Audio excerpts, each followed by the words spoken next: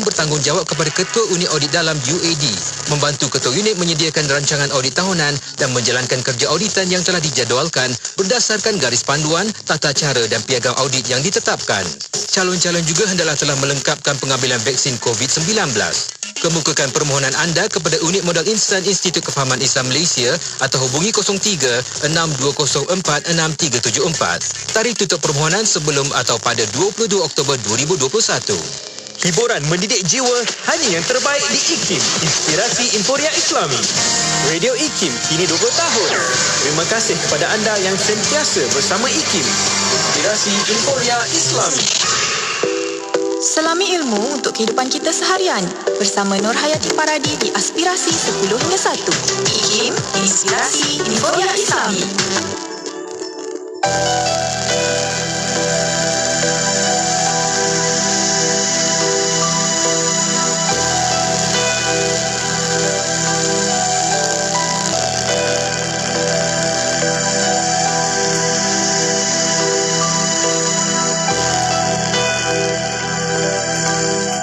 Sadaqallahul Azim. Alhamdulillah, waktu ini kita bersiaran bersama dengan sahabat pendengar menerusi rancangan Tadabbur untuk bersama dengan sahabat-sahabat. Telah pun bersedia di hujung talian untuk bersama dengan sahabat-sahabat. Tak lain tak bukan tetamu tetap kita. Kita ada Ustaz Syahri Abdul Rahman. Assalamualaikum Ustaz.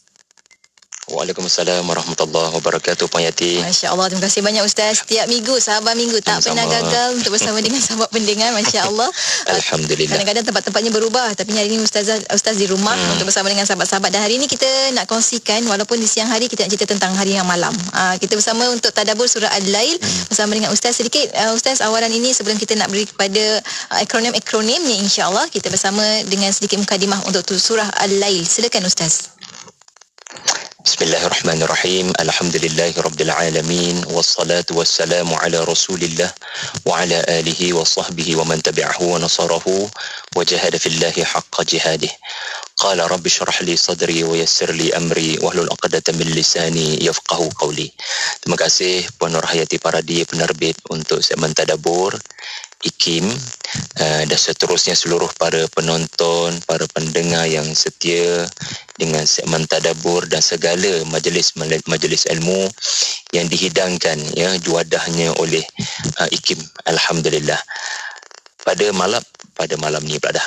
Pada pagi ni kita nak bicara tentang malam, mengenai surah Al-Lailu, suratul Lail, yang merupakan surah yang ke-92. Surah yang mempunyai 21 ayat. Tahniah pada semua yang boleh menghafal surah ini dan yang boleh mengamalkan ajaran penting daripada surah ini. Kita akan mendapati surah ini punyai satu kesimpulan yang jelas dan terang, iaitulah infak. Berikan kebahagiaan kepada orang lain, Allah akan campakkan kebahagiaan kepada kita. Kita bantu mudahkan urusan orang lain, Allah akan bantu mudahkan urusan kita, insya-Allah. Baiklah tuan-tuan puan-puan sekalian, bagi saya bila kita baca surah ini daripada ayat pertama, laili idza yaghsha wan nahari idza tajalla, hinggalah kepada ayat-ayat terakhirnya, ilbatigha wajhi rabbihil a'la wala sawfa yarda. Saya menemui sekurang-kurangnya ada 6 faedah, 6 ibarah. Yang pertama sekali, catat belaka, ingat-ingat belaka insya-Allah, iaitulah agungnya sumpah di dalam Al-Quran. Surah ini adalah sebahagian daripada surah-surah yang Allah Ta'ala memulakan dengan sumpah. Dan Allah menamakan surah ini dengan nama sumpah, iaitulah Allah bersumpah dengan waktu malam. Tuan-puan, malam ini diciptakan Allah dengan hikmah-hikmah yang tertentu. Dan Allah Ta'ala telah memaparkan surah ini dengan cerita pertamanya malam. Wal-laili idza yaghsha, demi malam apabila ia menutupi. Kemudian ayat yang kedua, Allah bicara tentang waktu siang. Wan-nahari idza tajalla, dan waktu siang apabila ia menjadi terang benderang. Perhatikan dengan teliti Allah memulakan dengan fenomena di waktu malam. Baru Allah cerita pasal waktu siang. Ini berbeza daripada surah sebelumnya, surah Asy-Syams, di mana Allah bicara pasal waktu siang dahulu, kemudian baru waktu malam. Jadi susunan mana dulu mana kemudian ni ada tujuan, bukan random. Bila Allah sebut mengenai malam dahulu, kemudian Allah bicara mengenai waktu siang, maksudnya cerita utamanya adalah tentang malam dan sifat malam dan sifat kegelapan malam sebelum datang waktu fajar. Jadi bila kita tengok, kita berfikir tentang kejadian malam ni, sekurang-kurangnya ada banyak hikmah. Bila Allah Subhanahu Wa Taala menyebut mengenai malam, kemudian datang waktu fajar, kemudian datang waktu siang. Kita boleh lihat dari sudut waktu malam ni, waktu di mana banyak perkara rahsia berlaku.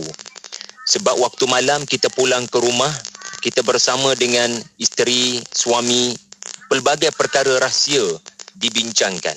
Jadi Allah tahu perkara rahsia. Itu contoh macam mana kita melihat waktu malam. Kemudian yang kedua, kita boleh lihat waktu malam juga waktu kita tidur. Kemudian kita akan bangun balik bila datang waktu pagi, waktu siang. Jadi surah ini mengingatkan kita tentang mudahnya Allah bangunkan kita daripada tidur, sebagaimana mudahnya Allah bangunkan seseorang di hari pembalasan daripada kubur walaupun sudah ribuan tahun. Jadi waktu malam bukan hanya waktu sulit, Allah tahu semua perkara sulit, itu tema surah ini, tetapi juga mengingatkan kita pada fenomena tidur di waktu malam. Di mana waktu malam, ya, mudahnya seseorang itu tidur, mudahnya seseorang itu bangun daripada tidur. Begitulah juga mudahnya seseorang itu mati, dan mudahnya bagi Allah menghidupkan seseorang yang sudah mati. Semuanya tentang malam.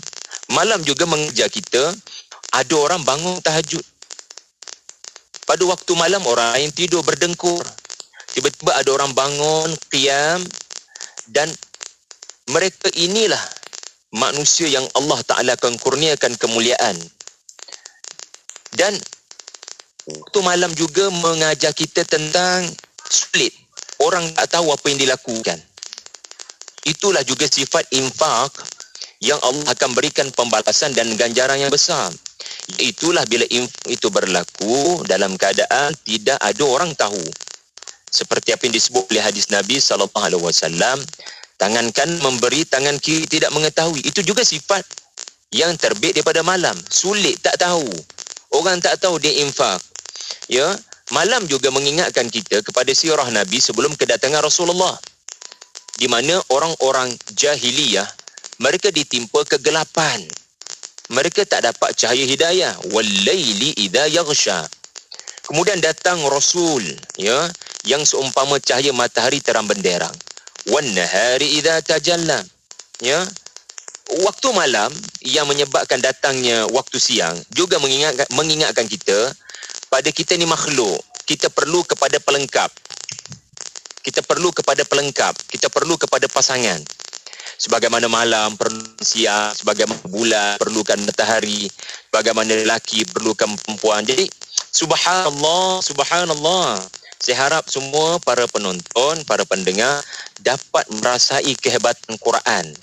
Allah bersumpah dengan menyebut terlebih dahulu malam, kemudian anda tidur, berlakunya perkara-perkara misteri, perkara-perkara rahsia disembangkan hinggalah terbit waktu fajar.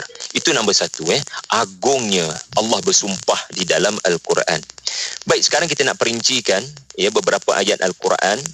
Yang pertama sekali, ataupun faedah yang kedua, iaitulah lupanya manusia pada hari pembalasan. Tuan-puan sekalian, surah ini apabila Allah menyebut tentang malam, maknanya Allah Ta'ala berbicara tentang kerahsiaan. Malam dan kerahsiaan. Segala perbuatanmu, sama ada kamu lelaki atau kamu perempuan, wa ma khalaqadz dzakara wal untha, kamu lelaki ke, kamu perempuan ke, apa jua yang kamu lakukan, misteri yang tak diketahui, tiada CCTV mengambil rakaman, dua orang boleh mengambil gambar. Tetapi ingat, segala perbuatanmu yang sulit dan misteri itu Allah catat dengan sempurna untuk didedahkan pada hari pembalasan. Jadi ini cerita penting surah Al-Lailu. Kenapa Allah namakan malam? Sebab Allah Ta'ala nak cerita apa kamu buat pada waktu yang sulit, yang orang tidak ketahui, tetapi Allah mencatat dengan sangat rapi. Ya, jangan kamu ingat, ya, tidak ada pencatat kepada apa yang kamu lakukan. Waktu Luqman Al-Hakim, bila dia didik anak dia, dia bijak. Dia bawa cerita hari pembalasan dengan membawa cerita biji sawi, ya, biji sawi di malam hari. Ya, Luqman kata pada anaknya, nak, ya, kamu bayangkan amalan kamu ni macam biji sawi. Biji sawi tu dalam batu besar. Batu besar tu pula di langit, ya. Di langit ataupun di bumi yang sangat gelap gelita. Kamu cari biji sawi tu, nak. Cuba cari biji sawi tu. Jadi Luqman kata Allah akan boleh mendatangkan dengan mudahnya biji sawi tersebut. Nak katanya, ya, tak ada manusia di mana dua pada waktu bila sekalipun pada waktu malam, kecuali ada pencatat, ya, ada pengetahuan Allah kepadanya. Kemudian Allahumma salli ala Muhammad.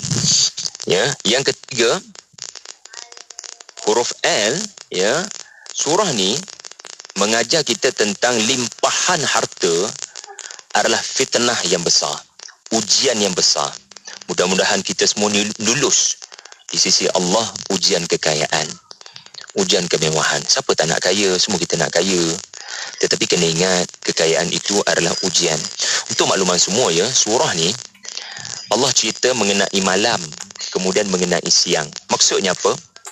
Ada dua kumpulan manusia dalam surah ni.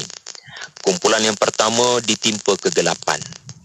Kumpulan yang kedua ditimpa cahaya. Dan kedua-dua kumpulan ini mendapat harta. Kita tengok kumpulan yang pertama yang ditimpa kegelapan. Mereka adalah pemimpin-pemimpin Makkah yang kaya raya hartawan, tetapi tidak melakukan infak. Bahkan bakhil wastaghna wa kadzdzaba bil husna. Mereka yang bakhil, yang menindas, ya, orang-orang yang menagih bantuan daripada mereka, wa yamna'unal ma'un. Mereka pandang sebelah mata saja fakir miskin, mereka menindas wanita. Ini orang yang ditimpa kegelapan bila Allah berikan harta. Kemudian kumpulan yang kedua, wan nahari idza tajalla, mereka ditimpa cahaya, adalah kumpulan yang melakukan infak seperti Abu Bakar As-Siddiq radhiyallahu anhu. Menurut Al-Qaffal rahimahullah, surah ini Al-Laili ini, ya, Puan Yati, turun untuk Allah bagi kredit, tahniah, pengiktirafan kepada Abu Bakar As-Siddiq. Kerana ulama menyatakan Abu Bakar ini adalah asbab nuzul dibalik, ya, ayat 17, ayat 18. Wa sayujannabuha al-atqa alladhi yu'ti malahu yatazakka wa ma li ahadin 'indahu min ni'matin tujza. Allah akan selamatkan orang yang bertakwa, orang yang telah memberikan hartanya untuk menyucikan hartanya dan hatinya, dan dia tidak mengharapkan apa-apa melainkan ganjaran daripada Allah. Dikatakan ayat ini merujuk kepada As-Siddiq, sahibun Nabi sallallahu alaihi wasallam, Abu Bakar. Jadi anda buat pilihan anda sekarang. Anda nak kaya macam Quraisy atau anda nak kaya macam Abu Bakar As-Siddiq? Buat pilihan, nak malam ke nak siang. Jadi pilihlah orang yang mendapat cahaya bila dikurniakan harta dan bukan orang yang ditimpa kegelapan. Itu yang ketiga, ya, terdapat daripada surah ini.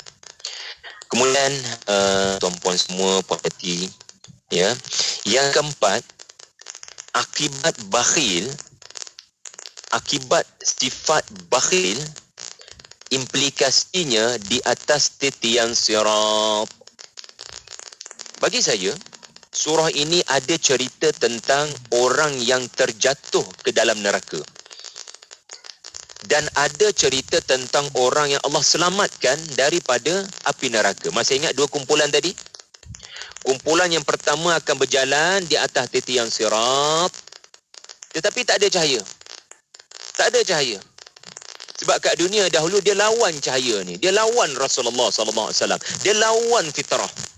Dia lawan sirajam munira, cahaya matahari terang benderang, iaitulah Rasulullah SAW.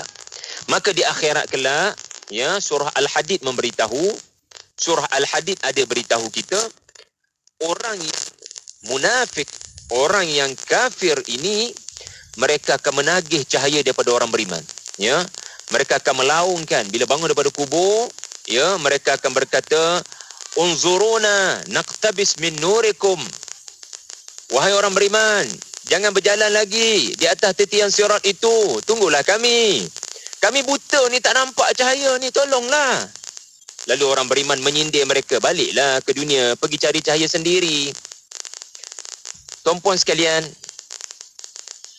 dalam surah Al-Hadid, Allah Ta'ala menceritakan tentang kelebihan orang-orang yang infak seperti Abu Bakar As-Siddiq, di mana Allah berikan kepadanya keselamatan apabila meniti titian sirat. Ya, apabila mereka meniti titian sirat, ya, Allah Ta'ala sebut, yas'a nuruhum baina aydihim wa bi aymanihim. Ya, cahaya keluar dari depan dan dari kanan mereka, yas'a. Dan dalam surah Al-Lail kita lalu ini juga ada ayat Allah sebut, ya, mengenai inna sa'yakum sa'ya. Jadi perkataan usaha tu penting. Abu Bakar As-Siddiq, orang yang berusaha mengeluarkan harta sendiri dari poketnya sendiri untuk infak, bebaskan Bilal bin Rabah, untuk bebaskan sebanyak mungkin hamba-hamba yang diseksa oleh kaum kafir dari kalangan kaum muslimin. Jadi dalam surah Al-Lail ada cerita orang yang terjatuh dalam neraka Jahannam, iaitulah orang bakhil. Dan ada cerita orang yang berjalan dengan cahaya macam daripada surah Al-Hadid tadi, dan dia selamat.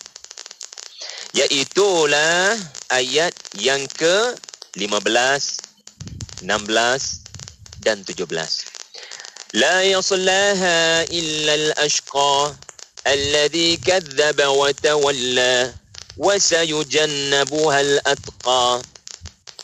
Tidaklah akan masuk ke neraka Jahannam itu melainkan orang yang paling celaka. Siapakah orang ashqa? Iaitulah bakhila wastaghna, orang bakhil, orang yang tidak beriman kepada Rasulullah dan kedekut pula dan tidak suka orang lain melakukan kebaikan. Wa sayujannabuhal atqa, dan Allah akan selamatkan daripada masuk dan jatuh ke dalam neraka orang-orang yang beriman dan infak seperti Abu Bakar As-Siddiq. Subhanallah. Jadi pilihan di tangan kita. Adakah kita mahu meniti titian sirat dengan bantuan cahaya atau tanpa cahaya? Ingat ya, titian sirat ni kita tak nampak. Kita takkan boleh nampak. Bayangkan anda nak berjalan di atas titian yang anda tak nampak. Macam mana tu? Bawah tu neraka Jahannam. Ya, hadis kata 70 tahun batu baru sampai ke jurang tu. Ke dasar neraka 70 tahun batu baru sampai. Allahumma la taj'alna ya min ashabin nar. Yang kelima, dalam surah ini, inilah gambaran neraka, ya, yang sepatutnya memberikan ketakutan kepada kita. Tuan-puan sekalian, fikir sekejap ya. Puan Yati yang saya hormati sekalian, mari kita berfikir sekejap. Surah ni nama malam. Kenapa Allah buat malam? Supaya kau belajar arti takut. Betul tak? Supaya kau belajar apa itu takut. Sebab ada budak-budak keluar pada waktu malam, tak keluar. Ya, kita pun tak keluar waktu malam, jarang keluar waktu malam. Ya, maksud saya pukul 2-3 pagi. Pukul 1-2 pagi, mana ada orang keluar? Sebab apa? Allah buat malam supaya manusia belajar erti takut. Jadi cara nak selamat daripada benda-benda buruk berlaku di waktu malam ni, benda kita tak nampak ni, ya, anjing liarnya, kekadang haiwan-haiwan yang sangat menggerunkan, sebab benda tak nampak depan mata tetapi makhluk-makhluk tu keluar. Jadi cara mengelakkan diri adalah stay at home. Duduk kat rumah, itu cara kita bertindak. Itu bekalan kita. Duduk kat rumah. Jadi kenapa Allah wujudkan naluri takut? Supaya bila aku cerita pasal neraka, takut yang sama menyebabkan engkau mengelakkan diri. Buat bekalan. duduk di tempat yang selamat daripada ditimpa kemurkaan Allah. Surah sebelum menarik, Allah cerita pasal kaum Thamud. Kaum Thamud, surah Asy-Syams. Kaum Thamud ni mereka rasa rumah mereka selamat. Walaupun mereka bakhil, walaupun mereka batashtum jabbarin, mereka gangster. Tapi insya-Allah, mereka kata, bukan insya-Allah lah, mereka kata kita ada rumah yang hebat, yang takkan datang banjir besar Nabi Nuh, yang takkan datang angin puting beliung kaum Ad, kita akan selamat. Duduk dalam rumah. Tetapi sebenarnya walaupun mereka duduk dalam rumah, kerana mereka tidak beriman kepada Nabi Saleh, kerana mereka bakhil dan batashtum, gangster, maka mereka umpama kanak-kanak 2-3 pagi keluar daripada rumah sengaja mencari bahaya.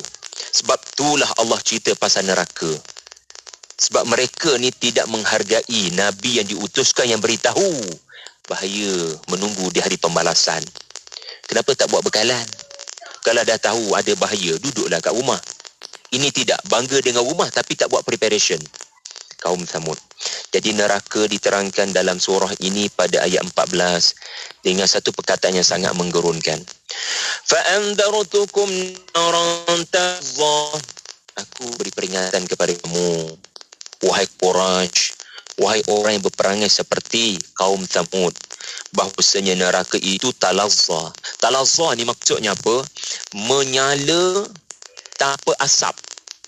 Menyala-nyala tatalah haba, menyala-nyala tanpa asap. Maksudnya apa? Dia menyala dengan sangat bertenaga sebelum manusia masuk. Sebelum manusia masuk, api tu dah menyala-nyala dengan penuh tenaga. Bayangkan bila manusia masuk, apa akan berlaku kepada manusia. Kita nak bakar api kan, Puan Yati, ada proses dia nak bakar api tu. Mula daripada kecil dulu. Tetapi ni setara manusia. Sedangkan bahan bakar api neraka manusia. Ini bahan bakar belum ada, api dah menyala-nyala. Bayangkan bila disimbah minyak, iaitulah bahan bakar seperti manusia. Lagi sakit meraunglah ahli-ahli neraka. Dikatakan ya oleh Al-Imam Al-Qurtubi rahimahullah, Umar Abdul Aziz Khalifah, ya, bila membaca surah ini sampai ayat 14, dia menangis tidak berhenti sehingga tidak dapat meneruskan bacaan. Allahu Akbar. Kita bagaimana? Umar Abdul Aziz kerap membaca surah ini, dan bila sampai ayat 14, dia tak dapat nak teruskan. Dia cuba nak teruskan tetapi dia tak dapat nak teruskan kerana sangat gerun dengan kalimah fa'andartukum naran talazza. Ini sikap salafus salih kita kepada Al-Quran. Akhir sekali tuan-tuan, puan-puan sekalian, surah ni kalau kita lihat daripada awal hingga ke akhir, ia juga ada sifat optimis, keyakinan, iaitulah surah ini lahirnya harapan kepada kaum muslimin yang sangat minoriti. Tuan-tuan, surah ni starting dengan wal-lail, waktu malam. Ia juga menunjukkan majoriti ketika surah ni diturunkan adalah orang-orang yang hatinya ditimpa kegelapan, orang kafir. Kemudian wan-nahari, Allah kemudian kerana an-nahar menggambarkan keadaan orang-orang beriman yang menerima cahaya Rasul sangat minoriti. Jadi apa perasaan kita bila kita tak ramai berbanding orang lain yang lebih ramai, pengikut lebih ramai, sedangkan mereka kufur? Kita rasa boleh menang ke perjuangan ni? Sebab itulah surah ni starting dengan realiti kegelapan mengatasi cahaya, tetapi surah ni berakhir cahaya akan menang ke atas kegelapan. Allah akan beri ganjaran. Allah akan beri ganjaran kepada mereka yang berjuang walaupun sendirian, walaupun minoriti. Asalkan ikhlas yang saya sebutkan tadi.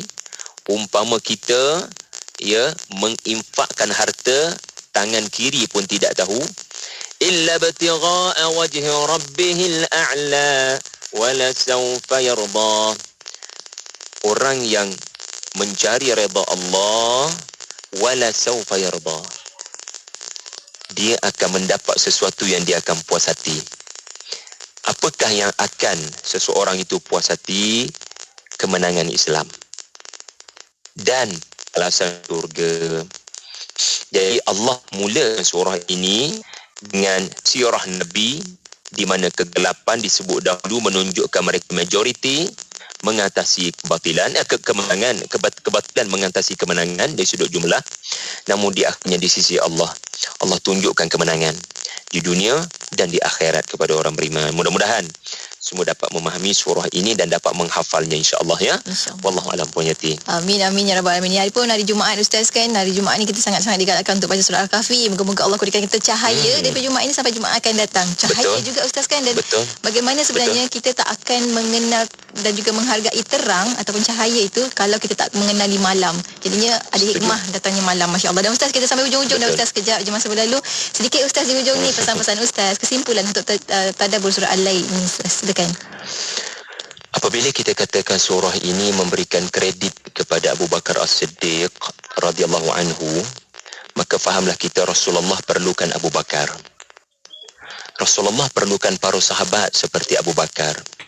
Maka kita pun kalau nak lihat Islam itu menang, kita perlukan kerja bersahabat, kerja berpasukan. Ya, orang kata kerja berjamaah. Sebab ini menarik, Allah sebut wa ma khalaq dzakara wal untha. Lelaki perlu perempuan, perempuan perlukan lelaki. Bila lelaki dan perempuan sangat memerlukan pada waktu malam, sembang-sembang rahsia dan duduk bersama. Pada waktu malam, malam perlukan siang. Bulan perlukan matahari sebab bulan memantulkan cahaya matahari. Kita memang saling memerlukan. Ya, kita memang perlu kepada berpasangan. Yang tidak perlukan pasangan hanyalah Allah Subhanahu wa taala. Yang tak perlukan pelengkap hanyalah Allah Subhanahu wa taala. Maka dengan itu insafilah, kita sentiasa lemah, melainkan kita benar-benar meletakkan pergantungan dan doa kepada Allah di malam hari. That's why surah ni dinamakan malam, insya-Allah. Masya-Allah, Terima kasih, dalam gelap itu sangat-sangat penuh dengan kebergantungan pada Allah Subhanahu Wa Taala. Terima kasih banyak Ustaz untuk perkongsian tadabbur pada hari ini. Insya-Allah minggu depan akan kembali untuk tadabbur surah yang seterusnya. Terima kasih sekali lagi Ustaz. Assalamualaikum. Waalaikumsalam warahmatullahi. Dan untuk anda rakan pendengar, teruskan kesetiaan bersama kami tentunya hanya di IKIM, Inspirasi Inforia Islami.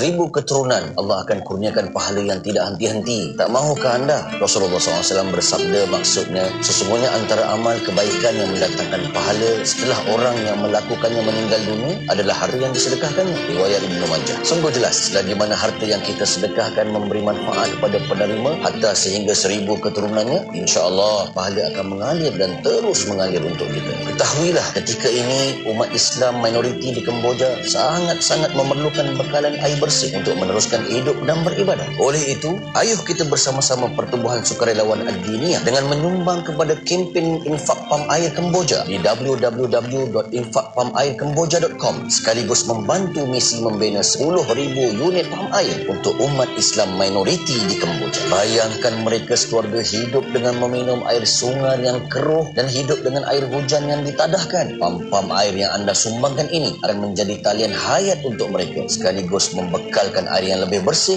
dan kesihatan mereka insya-Allah akan lebih terjamin. Menyumbanglah di www.infakpamairkemboja.com. Ikutlah teladan kisah Sayyidina Osman bin Affan radhiyallahu anhu yang membeli telaga dari seorang Yahudi dan mewakafkannya kepada penduduk Madinah. Lalu tanah di sekitar telaga juga menjadi subur dan tanaman di kawasan sekitar memberikan pulangan yang besar kepada kerajaan Khalifah Islam hinggalah ke hari ini. Berinfaklah kepada kempen Infak Pam Air Kemboja sekarang di www.infakpamairkemboja.com. Infak dikit tanda ingat, infak banyak tanda mampu. Selagi mana air ini digunakan hingga beberapa keturunan pun, selagi itu pahala mengalir untuk anda seperti mana mengalirnya air untuk mereka dari pam yang anda sumbangkan. Kita lapangkan kesusahan mereka ketika ini. InsyaAllah Allah janji akan lapangkan kesusahan kita serta ganda-gandakan rezeki kita. Bukan sahaja di dunia, juga di akhirat. Berinfaklah di www.infakpamairkemboja.com. Sertai peraduan inspirasi negaraku di platform Instagram ikim.my dan Facebook Ikim FM bermula 15 September hingga 16 Oktober 2021. Kongsikan video kenangan indah anda di tempat-tempat menarik yang melambangkan keunikan Malaysia, budaya dan warisan negara. Jangan lupa sertakan tanda pagar Ikim Inspirasi Negaraku. Rebut peluang menangi hadiah eksklusif berupa baucer pemeriksaan kesihatan, sumbangan Hospital Pakar Al-Islam, Hospital Mesra Ibadah, produk istimewa dari Azima Care, Meshu dan Marvel Care. Untuk maklumat lanjut, layari www.ikim.my. Salah satu perkara yang dititik beratkan dalam menangani penularan COVID-19 adalah dengan mengamalkan etika batuk dan bersin yang betul. Pengamalan etika batuk dan bersin yang betul dapat menyumbang ke arah pemeliharaan kebersihan diri dan persekitaran. Perkara ini disebut oleh baginda Rasulullah SAW di dalam sebuah hadis yang diriwayatkan oleh At-Tirmizi yang bermaksud, sesungguhnya Nabi SAW itu apabila bersin menutup wajahnya dengan tangannya atau kainnya, baginda juga merendahkan suaranya, yakni bunyi bersin. Hadis ini selari dengan saranan kesihatan supaya mulut dan hidung ditutup dengan tisu ketika bersin dan batuk bagi mengelakkan penyebaran virus sekiranya kita menjadi pembawa. Sekiranya tiada tisu, kita disarankan menggunakan lengan baju di bahagian pelipat siku untuk menutup mulut dan hidung ketika bersin dan batuk. Amalkan etika batuk dan bersin seperti yang disarankan oleh pakar kesihatan. Bukan sahaja ia boleh membantu mengawal penularan COVID-19, malah ia selari dengan sunnah Rasulullah SAW sendiri. Bila kita berbincang kebebasan dan hak asasi, dia mesti dalam kerangka percaya kepada Tuhan. Kita bebas dan kita ada hak secara yang bertuhan. Bukannya kita ada hak dan kita bebas untuk melawan Tuhan. Begitu juga dalam rukun negara yang terakhir itu dia sebut kesopanan dan kesusilaan. Jadi nak bebas dan nak ada hak asasi itu haruslah dalam kerangka, dalam bingkai kita itu sopan dan bersusila. Sesungguhnya orang-orang yang bersedekah baik laki-laki maupun perempuan dan meminjamkan kepada Allah pinjaman yang baik, nescaya akan dilipat gandakan ganjarannya kepada mereka dan bagi mereka pahala yang banyak. Surah Al-Hadid ayat 18. Wakaf pembangunan kompleks Mahat Tahfiz Al-Quran Lembah Pergau dan asrama anak-anak yatim. Wakaf untuk satu lot hanya RM100. Untuk maklumat lanjut hubungi 014-530-5331, 014-530-5331 atau layari Facebook Madrasah Tahfiz Lembah Pergau. Kisahnya ada 2 orang anak kembar, 2-2 lelaki. Bila nak makan, seorang suka nasi goreng kampung, seorang lagi suka nasi goreng ayam. Bila nak main, seorang suka basikal, seorang lagi suka skuter. Bila nak tidur, seorang suka bantal tinggi, seorang lagi tidur tak pakai bantal. Ayahnya pula ikutkan jelah perangai anak-anak ni sampailah mereka dewasa. Dua-dua pandai berniaga, seorang berniaga offline, seorang lagi berniaga online. Jadi, ayahnya hadiahkan mereka pakej berkembar IKIM. Dua-dua ada iklan radio dan iklan media. Senang, dua-dua dapat harga berpatutan. Jom kembangkan lagi perniagaan anda dengan memasarkan produk dan perkhidmatan anda di platform media sosial dan radio IKIM dengan harga berbaloi. Info lanjut hubungi 017-345-2564 atau 012-686-9236. Tarikh tutup permohonan iklan adalah pada setiap 16 hari bulan pada setiap bulan. Buku baharu bertajuk Literasi Kewangan Islam di Malaysia akan tiba tidak lama lagi. Literasi kewangan merupakan cabang pengetahuan yang boleh membantu orang Islam dalam mencapai matlamat penjagaan harta yang digariskan oleh Doktrin Maqasid Asy-Syariah. Karya ini mengetengahkan literasi kewangan Islam sebagai tema utama yang mengupas 4 perkara iaitu: pertama, literasi kewangan menurut Al-Quran dan As-Sunnah; kedua, peranan dan kepentingan literasi kewangan Islam; ketiga, dimensi dan instrumen pengukuran literasi kewangan Islam; dan keempat, kajian AKPK tentang tahap literasi kewangan dalam kalangan pekerja dewasa di Malaysia. Berdasarkan kupasan buku ini, wujud gesaan untuk meningkatkan kefahaman tentang literasi kewangan Islam dalam kalangan umat Islam di Malaysia. Dengan harga RM35, 100 tempahan pertama akan mendapat versi e-buku secara percuma.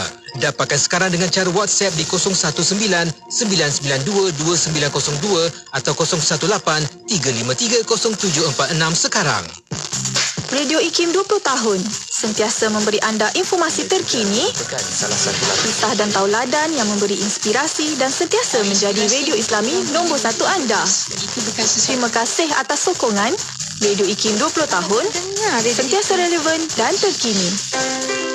Dengarkan ilmu-ilmu yang bermanfaat bersama Nur Hayati Paradi di Aspirasi 10.1.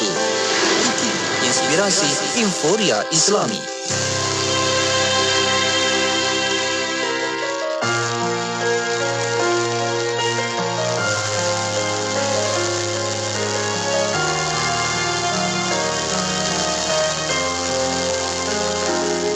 Rahman Rahim Aliyul Azimul Karim Ghaffar Qahhar Razzaqul Fattahul Alim Khabir Syahid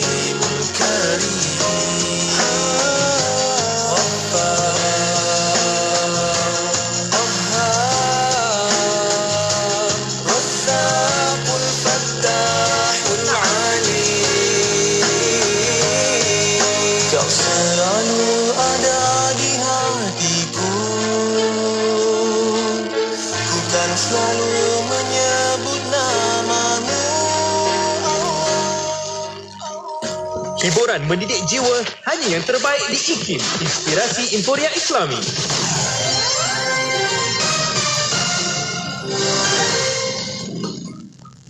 Bismillahirrahmanirrahim. Assalamualaikum warahmatullahi wabarakatuh dan salam sejahtera. Bersama saya Ahmad Nazri Muhammad Yusof dalam berita IKIM. Harga kit ujian kendiri COVID-19 yang sedia ada akan diturunkan lagi dalam masa terdekat. Ketika memaklumkan